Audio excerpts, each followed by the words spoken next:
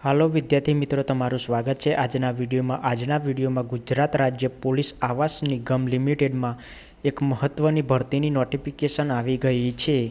વાત કરીએ તો જાહેરાત ક્રમાંક જીપીએસસી 2023-24 7 અને જીપીએસસી 2023-24 8 મદદનીશ હિસાબ વર્ગ 3 તથા ટાઇપિસ્ટ કમ ક્લાર્ક વર્ગ 3ની કાયમી જગ્યા પર ભરતી માટે અગત્યની વિગતવારની સૂચનાઓ।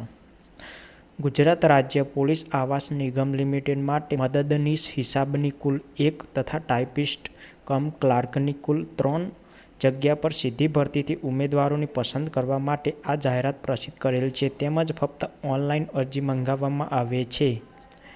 આ ભરતી પ્રક્રિયા નિગમની હાલની ખાલી રહેલ જગ્યાઓ ધ્યાનમાં લઈને આ જગ્યા માટે લાયકાત પરિપૂર્ણ કરતા અને ઈચ્છા ધરાવતા ઉમેદવારો સરકારશ્રીના ઓજાજ વેબસાઇટ પર તારીખ 21/3/2024 થી બપોરે 1 વાગ્યાથી તારીખ 6/4/2024 એટલે કે છેલ્લી તારીખ ફોર્મ ભરવાની છે 6 એપ્રિલ છે, રાત્રિના 12 વાગ્યા સુધી ભરી શકાશે।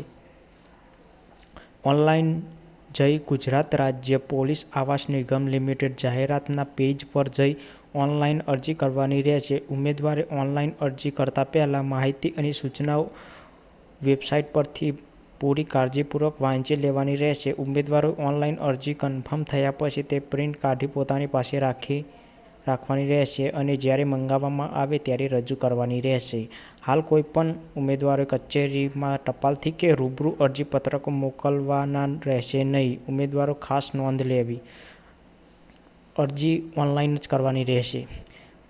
ઉમેદવારોએ સ્વયં તથા ઇન્ટરનેટ જાણકારની મદદથી પોતાના રંગીન પાસપોર્ટ સાઇઝના ફોટાની ઇમેજ 15 KB અને સિગ્નેચરની ઇમેજ 15 KB સાઇઝથી વધે નહીં તે રીતે જેપીજી ફોર્મેટમાં કયા ફોર્મેટમાં જેપીજી ફોર્મેટમાં સ્કેન કરી અરજીપત્રકમાં અપલોડ કરવાની રહેશે। હવે જગ્યાની વાત કરીએ તો મદદનીશ હિસાબમાં ટોટલ 1 જગ્યા છે। કેટેગરી વાઇઝ મુજબ અનુસૂચિત જનજાતિમાં છે, એસટીમાં આવેલ છે, ટોટલ 1 જગ્યા। ટાઇપિસ્ટ કમ ક્લાર્કમાં ટોટલ 3 જગ્યાઓ છે, જેમાં જનરલ માટે 2 જગ્યા છે, જ્યારે સામાજિક અને આર્થિક પછાત વર્ગ માટે ટોટલ 1 જગ્યા છે। અરજી કરવા માટે સૌપ્રથમ આપણે ઓજાસની વેબસાઇટ પર આવી જવાનું છે। ત્યારબાદ ઓનલાઈન એપ્લિકેશન છે, તેમાં અપ્લાયનો ઓપ્શન છે, તેના પર ક્લિક કરવાનું છે। ત્યારબાદ આ GPSC Gujarat state police housing corporation limited છે, તેના પર ક્લિક કરી દેવાનું છે। ક્લિક કર્યા બાદ ત્યારબાદ તેનો જાહેરાત ક્રમાંક આવી જશે।